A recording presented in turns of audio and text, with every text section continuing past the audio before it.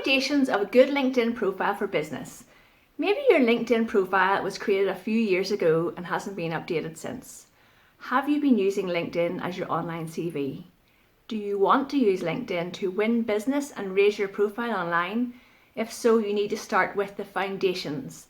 In this video today, I'm going to show you what to include in your LinkedIn profile and why it's important. My name is Louise Brogan and I am a LinkedIn consultant and trainer. So let's get over to the computer now. So your LinkedIn profile, this is my LinkedIn profile and we're just going to go through it step by step. So number one, you want to make sure that you have got a good profile photograph. So this is your profile photograph here, and an ideal photograph is one where it is just you in the photograph. You've got a head and shoulder shot and you're smiling and you look approachable. Okay, so you don't want to have somebody else in your photograph. You shouldn't be wearing sunglasses or a hat, and you shouldn't have somebody else's shoulders cropped out of your photograph. So a nice, clean, clear headshot of you in your photograph. The next section is your cover photograph, and you would see a lot of people on LinkedIn haven't added this section in.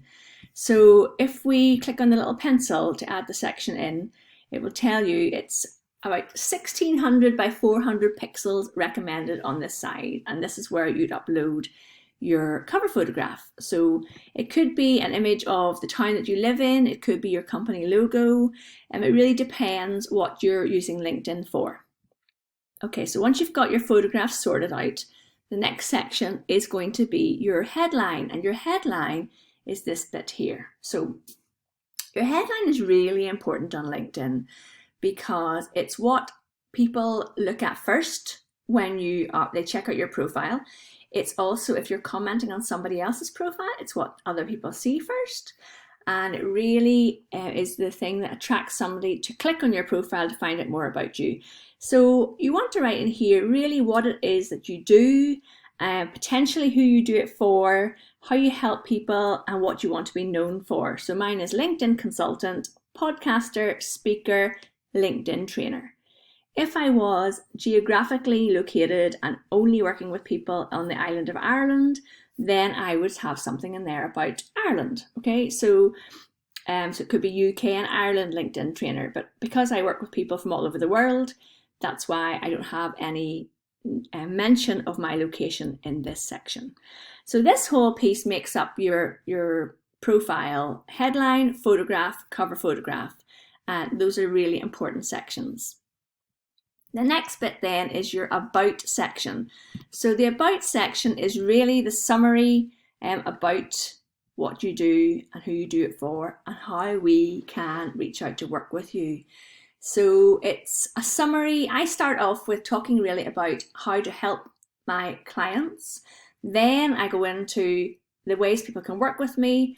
And I always have at the end a call to action to get in touch. So for this one, it says, for more information here, go to my website, and to discuss training or any of the options below, please email me or phone me on this number, and that's my work number. So think about your about section and start off. You'll see mine is about my people reading the section, not about me.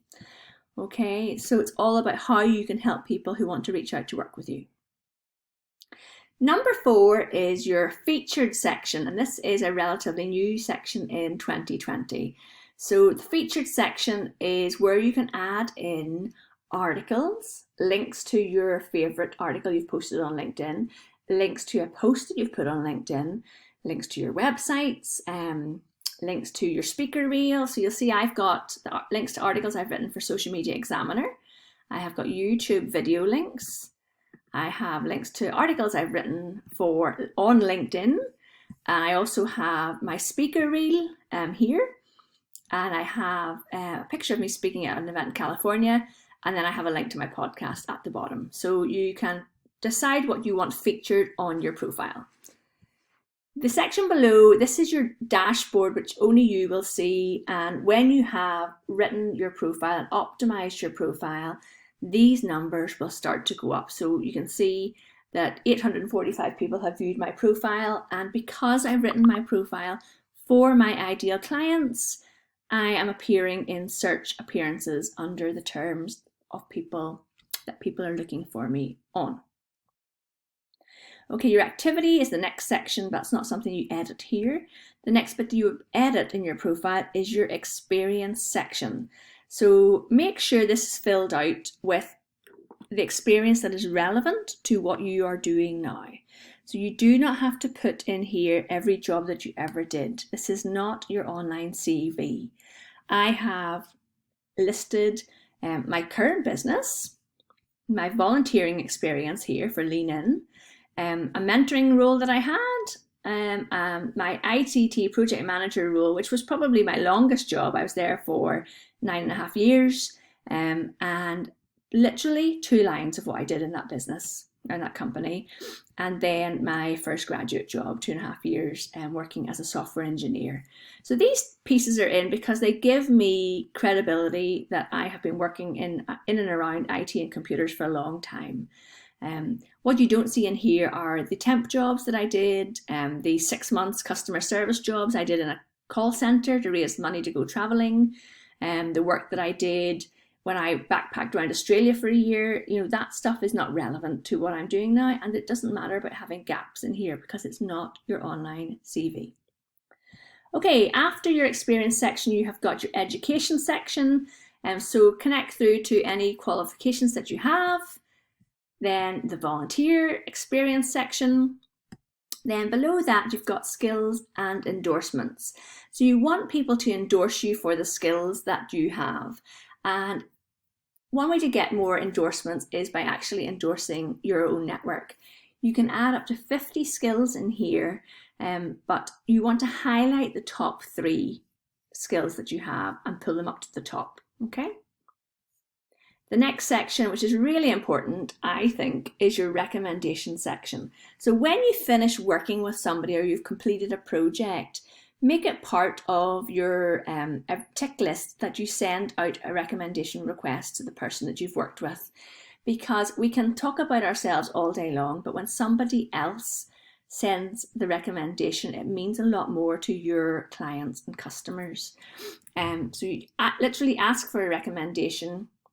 It gets sent to your customer, they fill it in, or your connection, they complete it, it comes back to you, you can have a look through it, and then you can approve it to go onto your profile. So make that part of what you do when you finish working with somebody, and you'll see I've got, how many have I got? 57 at the moment, okay?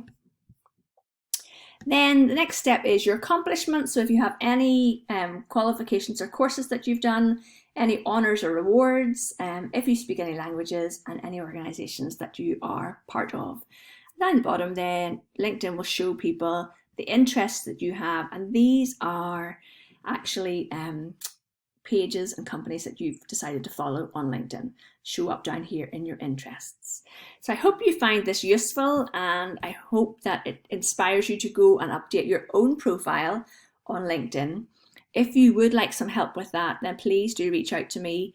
I run LinkedIn profile reviews, and I help people to write their LinkedIn profiles so that we can get more people looking at your profile like this and reaching out to work with you. Thank you so much, and please do subscribe to my YouTube channel. I'd really appreciate it, and that means that you will not miss out on my next training videos on here.